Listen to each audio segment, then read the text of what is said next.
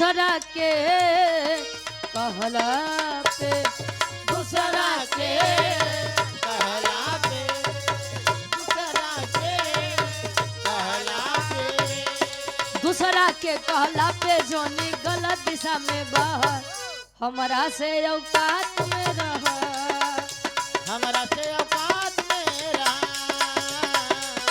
हमरा से औकात में रह दूसरा के कहला पे दूसरा के कहला पे जोनी गलत दिशा में बह हमरा से औकात में रह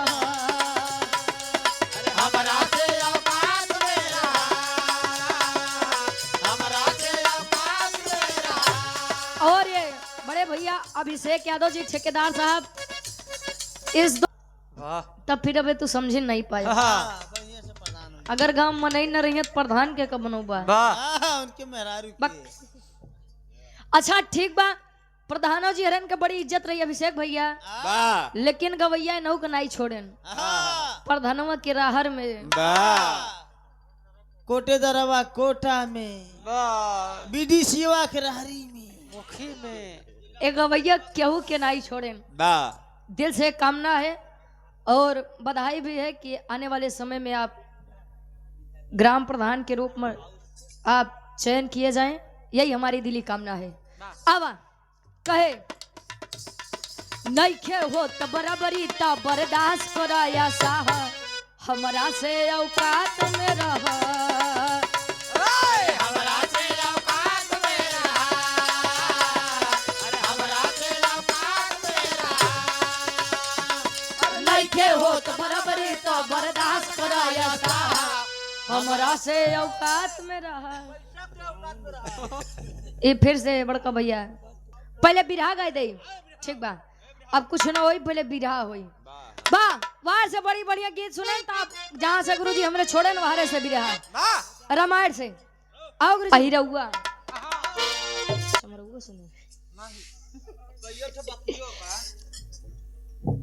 हो गया आज 1 तारीख वाह 2000 अच्छा हो गया 1 जनवरी 2000 बीस 26 बीस हाँ 9 वर्ष की आप सभी को बहुत सारी बधाई वाह 9 वर्ष से आप सभी का मंगलमय हो वाह और वाह तोरे ना बाबा मेरे हाल तो नहीं बाबा तो काल कहा जात रहा तो वाह वाह ममता गुरु नहीं ज्यादा होई लेकिन 2026 में होई इनका वाह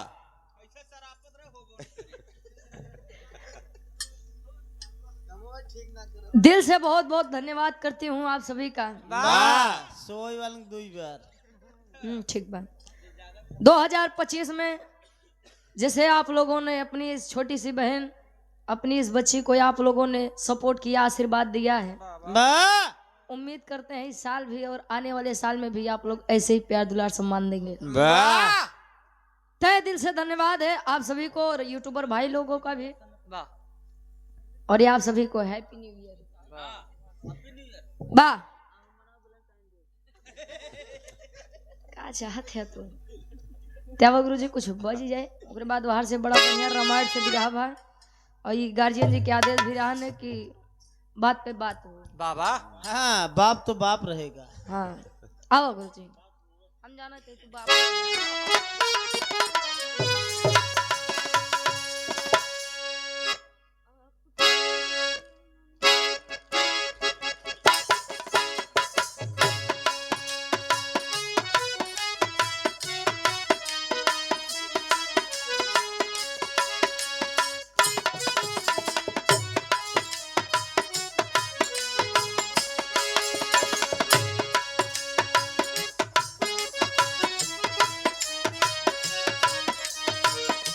क्या बात है वाह ये गुरु जी हमने संकेत करते हैं लइका कहे हिंदी दुनिया वालों ने गाया बड़ी बढ़िया गीत बा बाबा आपकी दुश्मनी कबूल मुझे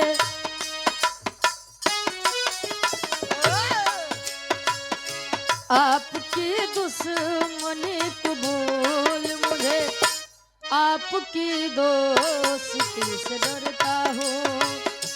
आपके दुश्मनी कबूल, मुझे आपकी दोस्ती से डरता हूँ। आपके दुश्मनी कबूल, मुझे आपकी दोस्ती से डरता हूँ। मऊ है मम्मी जी यूट्यूब चैनल फिर से हमारे बड़े भैया डॉक्टर जितेंद्र यादव जी और ये बड़े भैया नागेंद्र यादव जी और फेसबुक आईडी है डॉक्टर जितेंद्र यादव जी, जिस पे आप लोगों ने बहुत सारा सपोर्ट किया, प्यार दिया और भैया के फेसबुक पर फॉलोवर 1 लाख, अच्छा आज 1 लाख हो जाएगा, उसके लिए भी आपको बहुत बहुत बधाई। कहे 200 रुपए देकर पुनः सम्मान किया, ऑनलाइन पुरस्कार है, आशीर्वाद के चाह रही। आपकी दुश्मनी कबूल, मुझे आपकी दोस्ती से डरता हूँ। आपकी दुश्मनी कबूल, मुझे आपकी दोस्ती से डरता हूँ।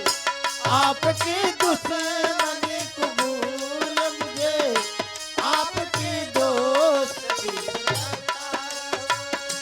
आप जैसे भी हैं सनम मेरे, आप जैसे भी हैं सनम मेरे, मैं तो बस आप ही पे मरता हूँ।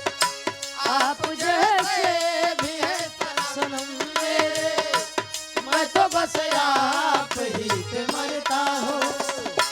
आप जैसे भी है सनम मेरे, मैं तो बस आप ही पे मरता हूँ। लड़का कहे इतना मैं चाहूं तुझे,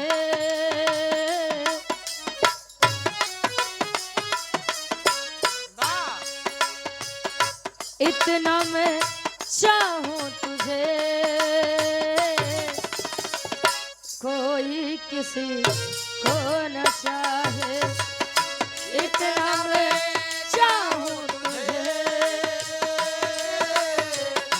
कोई किसी को न चाहे। इतना मैं चाहूं तुझे, कोई किसी को न चाहे।